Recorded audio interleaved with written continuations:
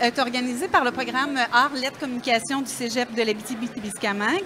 Le thème, c'est lieu de l'imaginaire, mais lieu de l'imaginaire en lien avec le territoire qu'on habite, le territoire qui peut nous inspirer, qui est là pour être une source d'inspiration, de défis aussi. Et pour en discuter, on a avec nous 3 auteurs. Fednel Alexandre. Fednel est originaire de Port-de-Paix en Abitibi, en Haïti. Il vit à Rouyn-Noranda. On dit qu'il travaille, qu'il rêve à Rouyn-Noranda. Il est auteur de poèmes, de récits, de nouvelles. Il a copublié le livre Prendre pays. Et c'est un collectif de 11 lettres d'écrivains. Et nous avons également avec nous M. Nicolas Lauzon, qui est un poète, qui a écrit plusieurs recueils, 4 recueils de poésie. Il est originaire des Laurentides, mais vit en Abitibi. Et avec nous également M. Claude Boulian, originaire de la Côte-Nord. Il est diplômé en droit de l'Université de Sherbrooke. Après ses études, il s'est installé à Rouyn-Noranda. Il a pratiqué comme criminaliste jusqu'à son ascension à la magistrature. Et il a signé une nouvelle dans le collectif Abitibi-Montréal, publiée par Quartz. Et il a sorti aussi le livre Télesphobie, qu'il est venu aussi présenter au Salon du Livre. Alors, bienvenue également aux gens qui nous regardent via Facebook, les gens qui sont avec nous aussi. Donc, le territoire. On voit qu'il y a eu beaucoup de territoires parcourus juste avec les auteurs qu'on a ici présents. De quelle façon le territoire influence votre écriture, le territoire duquel vous venez?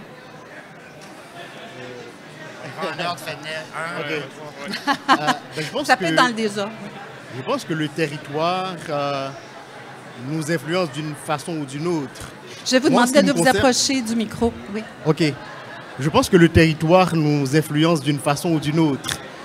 En ce qui me concerne, je suis plutôt dans une forme de réflexion sur le territoire et je dirais que la manière dont le territoire m'inspire en ce moment, c'est une quête de sens.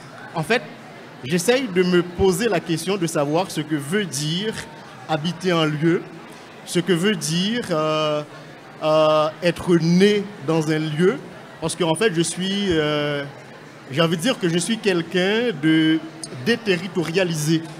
Donc, en ce sens, je suis dans une forme d'instabilité.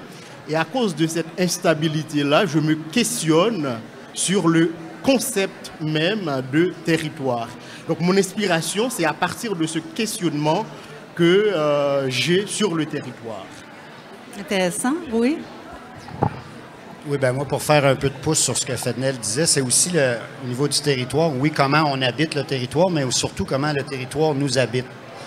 Moi, j'aime beaucoup. Bon, à chaque fois que je change d'un lieu, c'est sûr que ça devient une source d'inspiration, mais la première question qu'on se demande, c'est quel est l'effet de ce territoire-là sur mes émotions, sur ma perception du monde qui m'entoure. Puis je donne toujours comme exemple, tu prends n'importe quelle émotion qui est forte, je sais pas moi, une peine d'amour ou de la colère, ben je la vivrai pas pareil si je suis sur le bord de la mer ou si je suis en plein centre-ville.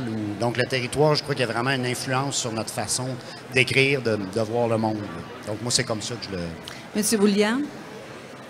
Ce que je pourrais dire, c'est que le territoire nous habite. Est-ce que ça fonctionne? Oui. Je suis originaire, comme on l'a dit, de la Côte-Nord. Est-ce que vous pouvez vous approcher de votre micro? Désolé, on ne vous entend pas bien. Ouais. 1, 2, test. Ah, oui. Oh, beaucoup mieux. Donc, par rapport au territoire, je suis originaire de la Côte-Nord, comme on l'a dit. Malgré le fait que depuis 2001, je suis en Abitibi, ça fait quand même un 20 ans, un bail. Et lorsque j'ai eu à écrire mon premier livre, automatiquement, je me suis retourné, Charlevoix, le fleuve. C'était, on dirait que c'était une obligation malgré le fait. Il y avait un besoin de retourner aux racines? Exactement. Okay. Comme si les premières années d'habiter un territoire comme la Côte-Nord, ça me permettait de faire un retour aux sources et c'était plus quelque chose d'inné, quelque chose d'intérieur. Peut-être que la prochaine va parler de l'Abitibi, mais on dirait que là, c'était pas un choix, c'était une interpellation. Il y a le territoire qu'on habite, mais il y a le territoire imaginaire, plus intime. Et j'imagine que ça guide votre écriture aussi, vos écritures, parce que, comme le disait M. Boulian, il a senti le besoin de retourner là, dans sa terre natale, mais le territoire imaginaire qu'on peut imaginer dans nos écrits, ça a une place importante pour vous aussi? Ben moi, le territoire... C'est bien ça, une voix qui porte. Le volume, il a été à fond. Moi, je suis pas très dans l'imaginaire. Non. Puis en plus, juste poursuivre avec ce que Claude dit, je trouvais ça intéressant parce que lui, il dit qu'il a eu le besoin de retourner tout de suite à son territoire d'enfance, si on veut. Moi, j'ai déjà essayé d'écrire sur mon territoire, puis je suis pas capable. Ah non? On dirait que j'ai besoin d'aller ailleurs tout le temps. Puis je suis pas capable d'écrire de quoi qui se passe dans les Laurentides ou qui... Pas parce que j'aime pas les Laurentides, mais je ne sais pas, il y a un blocage. Tu sais. Moi, j'ai besoin d'aller ailleurs. OK. Mais je suis pas dans l'imaginaire non plus. Tu sais, j'ai une espèce de territoire... je suis fasciné par le Nord, par... OK. Je suis fan de Jack London et tous les premiers trappeurs et tout ça. Fait que ça fait partie de mon imaginaire. Fait que je pense que cette trace-là, je la traîne un peu partout où je vais, mais je suis pas dans le... Je suis plus dans le réalisme que dans l'imaginaire, en ce qui me concerne. Moi, ce qui me concerne, moi, c'est l'inverse. Moi, je suis plus dans l'imaginaire que dans le réel. Dans le sens où, même quand je m'intéresse au territoire réel, ce n'est pas le territoire physique qu'on habite qui m'intéresse vraiment. C'est la dimension mythique, j'ai envie de dire. C'est ça qui m'intéresse. Par exemple, quand je m'intéresse à l'Abitibi, l'Abitibi qui m'intéresse, c'est l'Abitibi qu'on s'est construit dans notre tête. De même, Haïti, quand je pense à Haïti, c'est très difficile pour moi de réfléchir à Haïti en tant que cet espace, ce pays où j'ai grandi, où je suis né. Je pense plutôt à une autre Haïti, à une Haïti que j'ai lue dans des poèmes.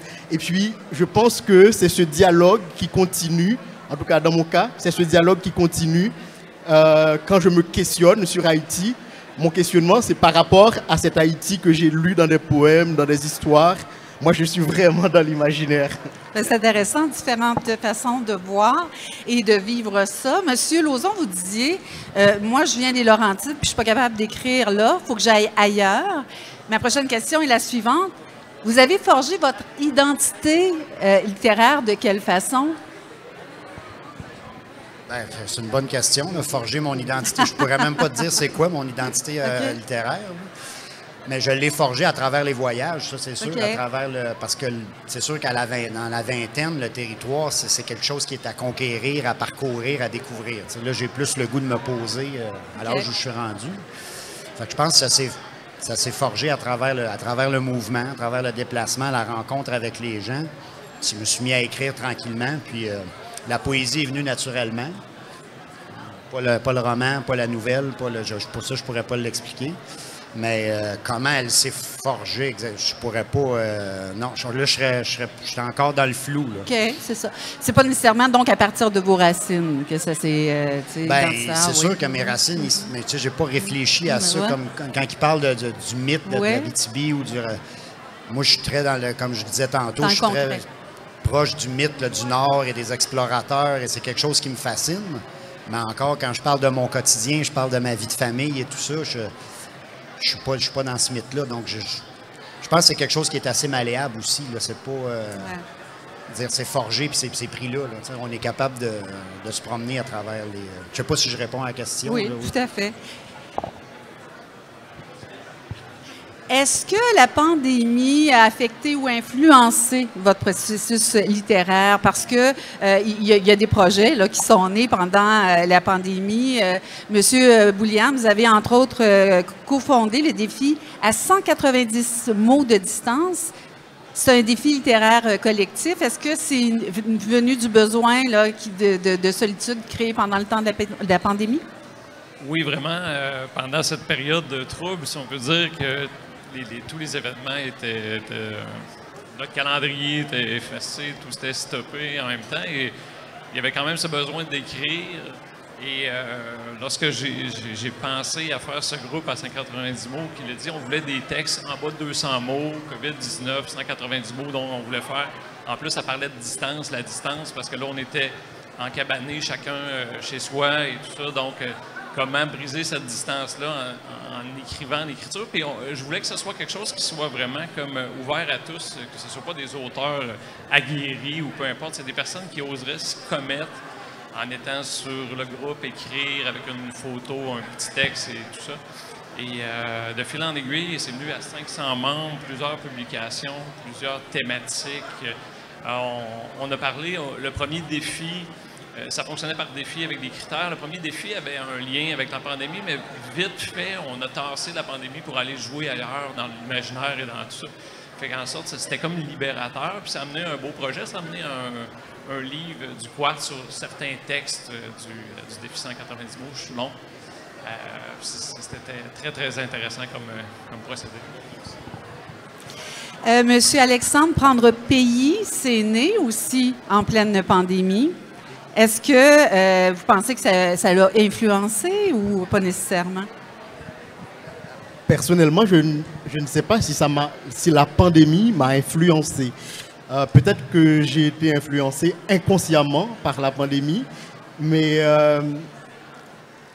je pense que comme tout le monde, j'ai réfléchi à la vie, j'ai réfléchi à plein de choses parce qu'on avait du temps pour ça. Mais en ce qui concerne mon texte, dans le collectif, je ne peux pas dire que j'ai été influencé par la pandémie. En fait, c'était une vieille idée que j'avais recyclée pour ce texte-là, mais pas la pandémie en tant que telle. Je pense pas. Tant mieux. Monsieur Lauzon? Ben moi, la pandémie, non, j'ai pas eu j'avais pas le goût du tout d'écrire là-dessus. Là, ça m'inspirait pas zéro pin barre, comme on dit. Par contre, ça a eu l'influence de me donner beaucoup de temps pour finir d'autres projets qui traînaient. Puis comme Fednel dit, ben, inévitablement, on réfléchit à la vie, on réfléchit dans le monde dans lequel on évolue. Fait que c'est sûr que ça apporte certaines réflexions qui, peut-être, dans quelques années, vont se retrouver dans des écrits. Mais sur le coup, comme tel, je ne sais pas si c'était du déni de ma part, là, mais j'avais pas du tout le goût de mettre la pandémie dans mes écrits. Là. Mais les projets que ça vous a permis de réaliser...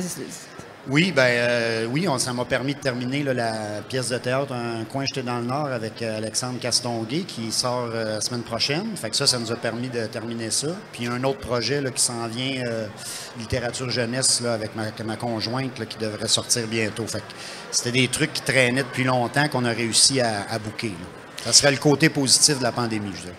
Et là, le thème, c'est le territoire. Et dans vos écrits, il en est question aussi. Est-ce que vous considérez ça important de transmettre ça, que ce soit imaginaire ou pas, de camper de la poésie ou des textes dans des lieux géographiques? Rapidement, moi, c'est sûr qu'en poésie, le territoire, je ne veux pas nécessairement parler d'un territoire, mais il est là comme en toile de fond, si on veut. C'est comme l'ambiance, ou c'est comme un éclairage ou un poème qui se passe dans le bois, ben avec un vers ou deux, on va arriver à faire sentir au lecteur qu'on est dans telle situation. C'est vraiment comme une lumière d'ambiance que je veux garder dans le fond du poème. Pas nécessairement... C'est sûr que des fois, c'est intéressant de le nommer les lieux, mais c'est plus ça comme une toile de fond. Là. Ce que je pourrais dire au point de vue du territoire... Ma façon de créer, c'est lorsque j'ai introduit un personnage à quelque part, j'ai tout le temps la question de où il vient, ce personnage-là. Okay. J'ai son nom, mais je veux savoir son background. Est-ce qu'il vient, c'est un franco-ontarien? Est-ce qu'il vient dans le temps de Montréal? C'est quoi son parcours? Il est né à Rio. Donc, le territoire est important, moi, dans la création des personnages. On dirait que si je comprends que le personnage vient de tel endroit, je peux le construire de telle façon. Oui, vraiment dans la construction du personnage, c'est à quelle place il est né, quel décor il a vu. Donc, pour moi, c'est super important. J'ajouterais à tout ça que là, je reviens à nous en tant qu'individus. Je pense que le territoire influence notre tempérament aussi. J'ai comme l'impression que selon qu'on vit dans une grande ville, où on habite, ou en Abitibi, on n'a pas la même vision du monde. C'est comme, en fait, quand je réfléchis sur le territoire, je pense à Montréal, par exemple, où j'ai passé 6 mois de ma vie. Et puis, l'image qui me revient constamment, à l'esprit, c'est le fait que Montréal, c'est une île. Et puis, généralement, je me dis, ouais, Montréal, c'est une île, mais il n'y a pas d'insulaire à Montréal. Parce que pour moi, quand on est insulaire, on vit autrement. J'ai une autre perception. Donc, je pense que le territoire, non seulement ça se retrouve forcément dans nos textes, comme toi tu l'as dit en arrière-plan, comme toi tu l'as dit Claude, pour camper le personnage, mais au final, je pense que ça joue aussi sur notre tempérament en tant qu'être humain, en tant qu'individu aussi. Et qu'est-ce qui fait qu'on choisit un territoire plutôt qu'un autre pour y vivre? Monsieur est de la Côte-Nord, les Laurentides, Haïti. Qu'est-ce qui vous a amené à vous établir en Abitibi? Moi, c'est le territoire qui m'a choisi, c'est aussi simple que ça. Ah. Ah. Il vous a choisi comment? Il vous a charmé? Exactement. Oui. C'est ça. Ouais, c'est vraiment ça. OK. Moi, c'est le contexte professionnel qui m'a amené ici, mais à quelque part, j'ai retrouvé exactement. Je suis parti d'une ville de Bécomo en région. Je suis arrivé à Rouyn-Noranda et j'ai retrouvé la même dynamique, le même genre de personnes. Bon, des personnes qui travaillent pour une grosse entreprise. À Bécomo, c'était une aluminerie. Ici, c'était la fonderie. Des personnes qui font du sport, qui vont à la chasse, qui vont à la pêche. Donc, c'est comme si je retrouvais Bécomo, la même affaire. Il manquait le fleuve, par exemple. Ouais. Quelques lacs. Mais dans le fond, c'est vraiment le domaine professionnel qui m'a amené ici. Puis comme depuis 2001, j'étais ici pour 1 an. Donc, ça va faire 21 ans. Fait que c'est vraiment ça qui a amené dans le territoire. Mais je ne serais pas resté si le territoire n'avait pas fait le travail. Donc, j'adore l'Abitibi. Monsieur Lauzon? Ouais, moi, je vais être un peu quétaine, là. Qui prend femme, prend pays. Là. Moi, c'est okay. L'amour qui m'a amené. Ben, je dirais, il y a ça, puis il y a aussi j'ai rencontré un ami à l'adolescence qui m'a fait découvrir Richard Desjardins. Très cliché, mais j'avais le goût de découvrir le territoire qui se cachait dans les mots de ce poète-là. Puis, bon, quand je suis venu, comme ils disent les deux, le territoire a fait le reste. J'ai été séduit par les gens, par la place, parce que les gens font partie du territoire, puis en Abitibi, on est gâtés. Fait que, on a le goût de rester. Et est-ce que c'est inspirant pour un poète, un écrivain? Vous voulez dire l'Abitibi? Oui. Ben oui, très. Oui. Oui, c'est sûr. Oui, mais tu sais, il y a tous les clichés des grands espaces, les rivières, la forêt, mais comme je reviens, les gens aussi sont inspirants parce qu'il y a des bâtisseurs ici, il y en a, là, puis des beaux fous, puis qui montent des projets, il y en a plein, fait qu'il y a de l'inspiration. Puis au niveau historique aussi, on a certains héros cachés qui sont très agréables à découvrir. Là. Oui, c'est inspirant. Je vais vous poser quelques questions. L'auteur, l'autrice que vous admirez le plus? Ça va être difficile pour moi parce que j'en ai beaucoup. Mais en fait, ça dépend des périodes pour moi. Parce que il fut un temps où je ne lisais que du Charles Bukowski. En fait, ça dépend vraiment des périodes. Hein? J'en ai beaucoup, ça va être très difficile. En fait, ça serait plus facile pour moi de dire « Ah ouais, tel auteur, je ne l'aime pas. » Et là, je ne vais pas me fâcher avec les gens. Moi, c'est sûr qu'il y a beaucoup d'auteurs, puis ça va par phase, mais un poète que j'aime beaucoup, Richard Garneau, qui est décédé il n'y a pas longtemps, que lui, ces temps-ci, je le relis, je l'aime beaucoup. Fait que pour aujourd'hui, ça va être Richard Garneau. Parfait. Monsieur Boulian? C'est la même chose, j'aurais de la misère à cibler. Oui, Nicolas Lauzon est une influence. Non, ça peut aller Christian Guay-Poliquin, ses derniers livres. J'aime aussi Dan Smith, qui écrit des livres qui se passent en Russie, entre les deux guerres mondiales. Donc, j'aime les auteurs qui placent un genre de lieu et que tout se passe à cet endroit-là. Et donc, Dan Smith, Poliquin, c'est le genre d'auteur que dernièrement, Vous parliez de lieux. Est-ce qu'il y a des thèmes qui reviennent toujours dans vos écrits, dans vos textes? L'enfance, le territoire, ce sont des thèmes qui reviennent assez souvent dans mes textes. Ben, je ne répéterai pas le territoire, c'est sûr, on est là pour ça, mais le quotidien, moi, c'est quelque chose qui... Aller chercher la petite perle de tous les jours, là. Dans mes premiers recueils, c'était plus la vie de famille avec les jeunes enfants. Là, ben, ça progresse avec l'âge, mais ouais, ça évolue. Mais je te dirais que oui, le quotidien, la petite perle du quotidien. De mon côté, moi j'aime quand il y a, j'ai un peu cliché, un bon, un méchant. J'aime quand il y a un personnage méchant, que ce soit une entreprise ou peu importe. Et je pense que le thème aussi, le thème de la vengeance, je pense que mes personnages... On sent la magistrature. Oui, c'est ça. Donc, c'est quelque chose qui habite souvent mes nouvelles, donc souvent dans ce sens-là. Donc, un bon, un méchant, un synopsis de vengeance à l'horizon. Donc, c'est quelque chose qui m'allume, mettons. Il nous reste un petit 5 minutes et je voudrais vous le réserver si vous voulez. Est-ce qu'il y en a qui sont présents, qui auraient des questions à poser aux auteurs? Je pense qu'il n'y a pas de questions, mais je me suis fait glisser la revue ici, probablement qu'elle veut qu'on fasse la publicité là, de Lettres boréales faite par le Cégep. Oui, OK, on peut en parler. C'est moi-même, Nicolas Lauzon et Alexandre Castonguay qui sommes en vedette cette année. C'est fait par les deux merveilleuses étudiantes ici. Attendez là, que je dise vos noms comme il faut. Là. Bougez pas. Sarah Maude et Mélissa Jacob. Alors voilà, on les remercie. Puis ben, allez vous la procurer. C'est disponible? C'est disponible, oui, au kiosque Lettres boréales. En terminant, le livre que vous auriez aimé écrire ou que vous voudriez écrire, que ce n'est pas encore fait, qui s'en vient? Moi, j'aimerais bien être Flaubert, mais c'est déjà pris. Moi, c'est sûr que tout ce qui est écriture, grand voyageur comme Nicolas Bouvier, l'usage du monde, ça, j'aurais aimé l'écrire, mais j'aurais surtout aimé vivre tout ce qu'il a vécu pour avoir à l'écrire. Ça va être un peu cliché, mais j'aurais aimé ça écrire la trilogie Les Fourmis de Bernard Werber. Ça, c'est un livre qui a habité mon adolescence, mettons fin d'adolescence. Et je crois que mon prochain livre aussi, je vais aimer l'avoir écrit, l'avoir complété. Et parlez-nous de vos projets de lecture, M. Lauzon. Qu'est-ce qui s'en vient? Est-ce qu'il y a des recueils? Il y a des projets d'écriture? Oui. Ben là, ce qui s'en vient, il y a le Coin jeté dans le Nord aux Ateliers 10 qui sort, il va être disponible le 2 juin. Résumez-nous l'histoire. Oui, résumer l'histoire, c'est un peu long, mais c'est l'histoire d'une ville, comment je pourrais dire, la fermeture d'une ville mono-industrielle avec toutes les mésaventures que ça apporte.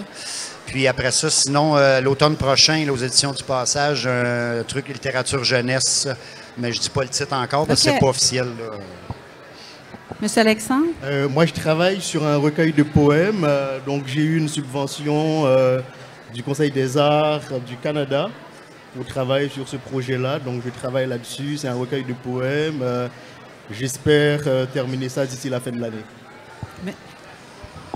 Et moi, je suis en écriture d'un roman 2 qui va se passer sur la très basse Côte-Nord, un genre de polar qui va se passer dans un parc national. Donc, à suivre. Bien, bonne chance dans vos projets. On invite les gens à aller vous voir. Vous êtes au salon pour les rencontrer. Et c'est toujours des moments privilégiés, j'imagine, hein, de voir les lecteurs qui découvrent vos écrits. Les éditions du Quartz, ils ont plusieurs publications aussi. Vous êtes publié au Quartz. Donc, on invite les gens à aller au stand et à aller vous rencontrer également. C'est un plaisir. Merci. Merci à vous.